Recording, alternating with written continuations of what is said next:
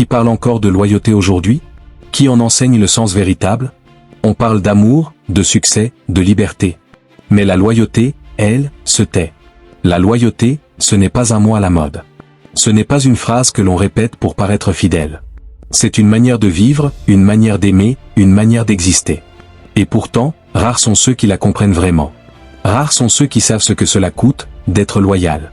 Dans un monde où tout change, où tout s'achète, où tout se remplace, la loyauté devient presque une faiblesse. Mais laisse-moi te dire quelque chose. La loyauté, c'est la véritable force. Chapitre 1, la loyauté envers soi-même. Tout commence par là. Avant d'être loyal envers quelqu'un d'autre, tu dois être loyal envers toi-même. Et c'est là que la plupart échouent. Être loyal envers soi-même, c'est avoir le courage de rester fidèle à ses valeurs. Même quand c'est plus facile de mentir. C'est dire non quand tout le monde dit oui. C'est choisir la vérité, même quand elle fait mal. Tu vois, beaucoup de gens ne se trahissent pas avec des mots. Ils se trahissent avec des silences. Ils se trahissent chaque fois qu'ils ferment les yeux sur ce qu'ils savent être faux. Chaque fois qu'ils font semblant d'être quelqu'un qu'ils ne sont pas. La loyauté envers soi, c'est regarder dans le miroir et pouvoir dire « J'ai peut-être perdu beaucoup, mais je ne me suis pas perdu moi-même. » Et c'est peut-être la plus grande victoire qu'un être humain puisse remporter. Chapitre 2, la loyauté envers les autres. La loyauté envers les autres, c'est ce ciment invisible qui relie les âmes. C'est ce fil discret entre deux cœurs qui ont choisi de se faire confiance. Être loyal, ce n'est pas être parfait. C'est être vrai. C'est être là quand c'est difficile. C'est ne pas tourner le dos au premier orage. La loyauté, c'est rester présent même quand l'autre tombe. Même quand il doute, même quand il déçoit. Parce que la loyauté ne s'exprime pas dans les moments de joie, mais dans les moments de tempête. C'est là qu'elle se prouve. Mais attention.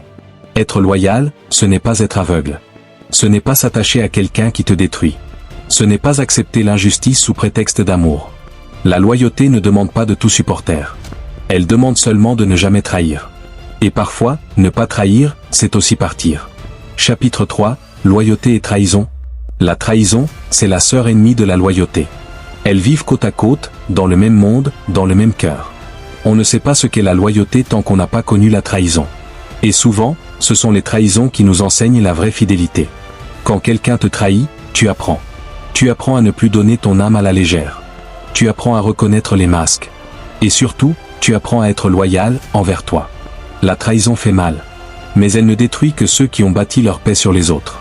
Celui qui a bâti sa paix sur ses valeurs, lui, ne tombe pas.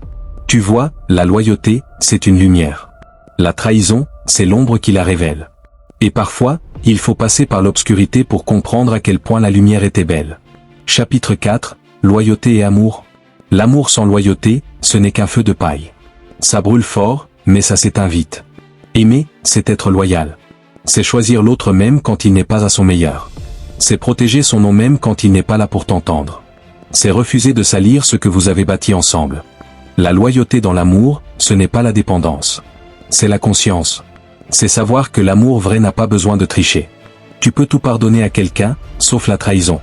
Parce qu'à ce moment-là, ce n'est pas ton cœur qu'on a brisé.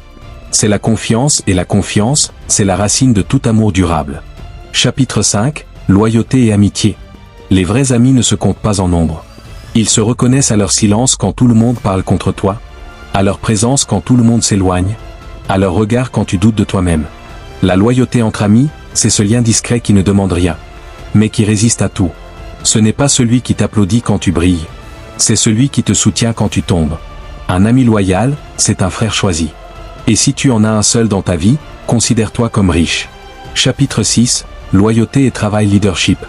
Dans le monde professionnel, la loyauté se confond souvent avec la soumission. Mais ce n'est pas la même chose. Être loyal, ce n'est pas obéir aveuglément. C'est être engagé sincèrement. C'est défendre une vision, même quand personne ne te regarde. C'est être intègre dans l'ombre comme dans la lumière. Un vrai leader inspire la loyauté non pas par la peur, mais par la confiance. Et un bon collaborateur ne trahit pas quand il trouve mieux ailleurs. Il part avec respect. La loyauté dans le travail, c'est ce pont invisible entre la conscience et l'ambition. Sans elle, le succès est vide. Chapitre 7, loyauté et famille. La loyauté familiale, c'est peut-être la plus profonde.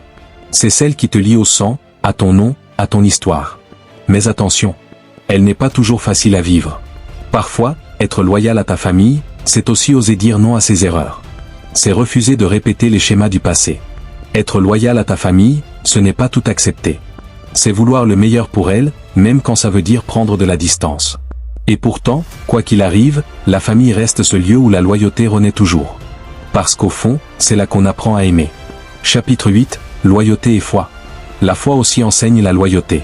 Être fidèle à Dieu, c'est être loyal à ce qui est juste. C'est rester droit quand personne ne regarde.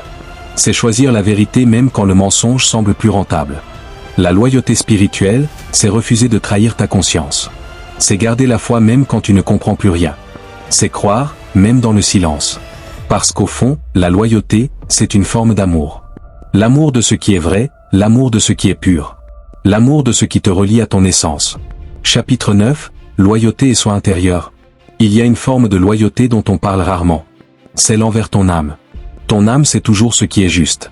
Mais souvent, ton ego fait trop de bruit pour l'écouter.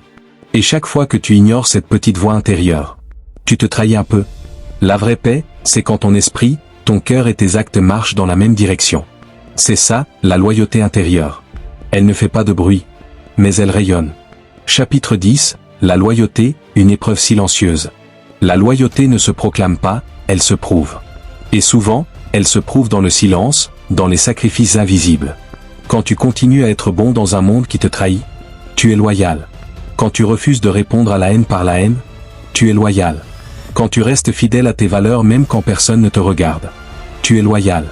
Et c'est cette loyauté-là que la vie récompense. Pas toujours avec l'argent, pas toujours avec la gloire, mais toujours avec la paix intérieure.